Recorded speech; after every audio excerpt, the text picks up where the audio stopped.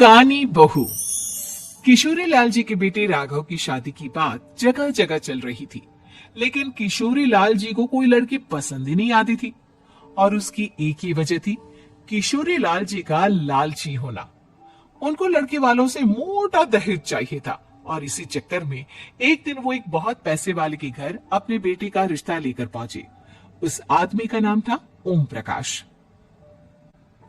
देखिए किशोरी लाल जी, मेरी एक ही बेटी है और मेरी सारी संपत्ति जायदाद सब कुछ मेरी बेटी नैना का ही है। पापा, नाम से लगता है बहुत खूबसूरत होगी। कितना अच्छा नाम है ना, नैना। हाँ, वैसे बात तो सही है आपकी। अब इतना पैसा है, जमीन जायदाद है, इकलौती बेटी, आप भी क्या करेंगे? सब कुछ उसे ही देंगे ना। बिल्कुल ठीक पहचाना आपने। बस बेटे की शादी और सारी जायदाद उसके नाम। पापा, बिना देखे हाँ कर दीजिए ना। इतना अच्छा रिश्ता फिर कहाँ मिलेगा? माला माल हो जाएंगे हम। मैं अपनी बेटी को बुलाता हूँ। अरे नहीं नहीं नहीं नहीं, आपकी बेटी का नाम नैना है, सुनकर ही लगता है बहुत सुंदर होगी। रहने दीजिए अंकल, मैं तो आपकी बेटी के नाम से इतना खुश हो गया हूँ कि उसे बिना देखे शादी करने को तैयार हूँ। अब तो मैं उसका चेहरा सीधे शादी के बाद ही देखूंगा। और इस तरह राघव नैना का चेहरा नहीं देखता और उससे शादी कर लेता है। शादी के बाद अपनी सुहाग रात पर जब राघव नैना का घूंघट उठाकर देखता है तो नैना की आंखें बंद थी। कितनी खूबसूरत हो तुम नैना। जरा अपनी आंखें खोलकर मेरी तरफ देखो तो सही। नहीं, मुझे शर्म आती है।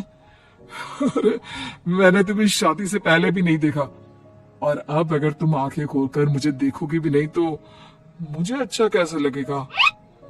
इससे पहले कि नैना अपनी आंखें खोलकर राघव की तरफ देखती, अचानक से लाइट चली गई और राघव नैना को पूरी तरह से देख भी नहीं पाया। अगली सुबह नैना राघव के लिए नाश्ता बनाकर लेकर आई। अरे ये क्या? आधा पराठा सेका हुआ है और आधा बिल्कुल कच्चा। ये तुमने क्या किया नैना?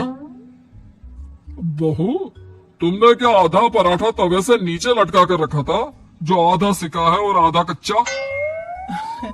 मुझे जितना दिखेगा उतना ही तो सीखूंगी ना पापा जी। जहाँ जहाँ मुझे नजर आ रहा था वहाँ मैंने सीख लिया, जहाँ जहाँ नहीं दिखा वहाँ कच्चा रह गया होगा। इसका क्या मतलब है? ये कैसा मजाक कर रही है तुम?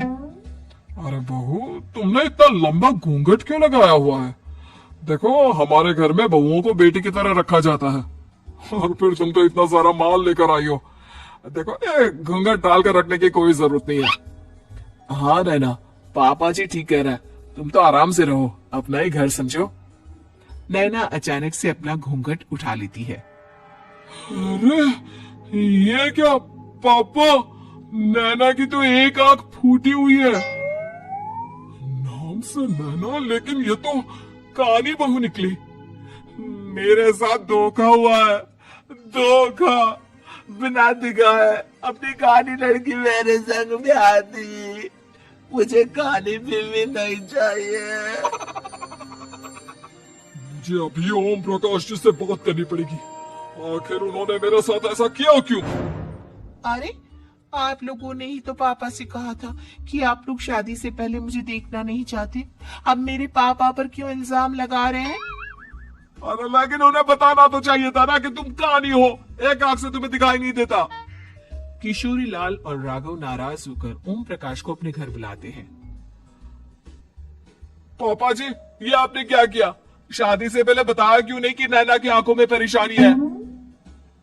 अरे आप ही ने तो लड़की देखने से मना कर दिया था। और लेकिन आप बता तो सकते थे। आपको तो हमारी बेटी की प्रॉपर्टी चाहिए थी, वो भी पूरी की पूरी। अब क्या हुआ अगर उसे आधा दिखाई देता है?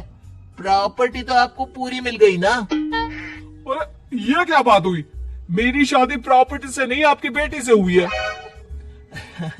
अब ये तो पहले सोचना चाहिए था, तब तो मेरी प्रॉपर्टी देखकर तुम्हारी जुबान लप लपा रही थी।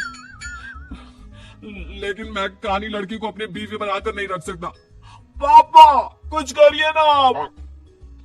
हाँ, करता हूँ। देखिए ओम प्रकाश जी, आप हमारे साथ ऐसा नहीं कर सकते।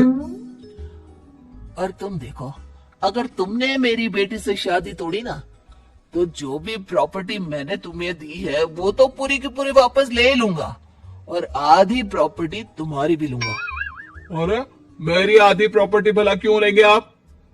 इसलिए क्योंकि मेरी बेटी को आधा नजर आता है, और उसकी नजर अभी तक तुम्हारी आधी जायदाद पर ही पड़ी है।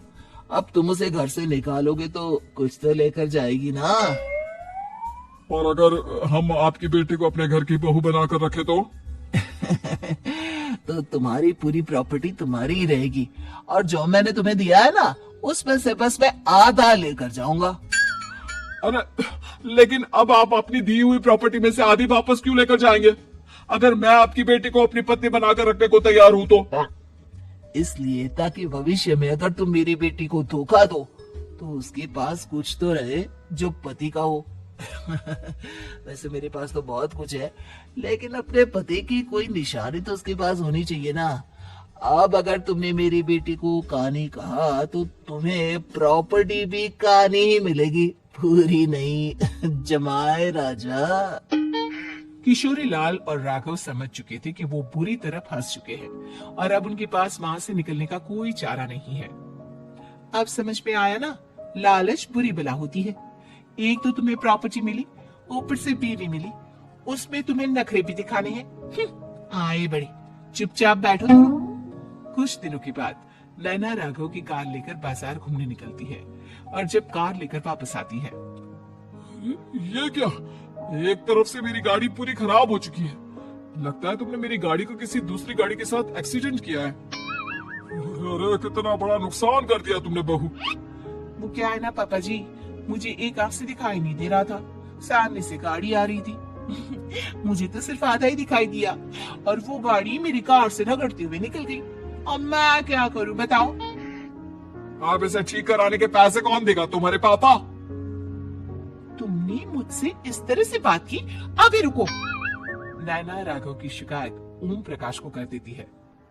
देखो राघव, अब जो मेरी आधी प्रॉपर्टी तुम्हारे पास थी ना, उसमें से आधी और मैं लेकर जाऊंगा, क्योंकि तुमने मेरी बेटी को डांटा। अरे नहीं नहीं पापा जी, गलती होगी, माफ कर दो।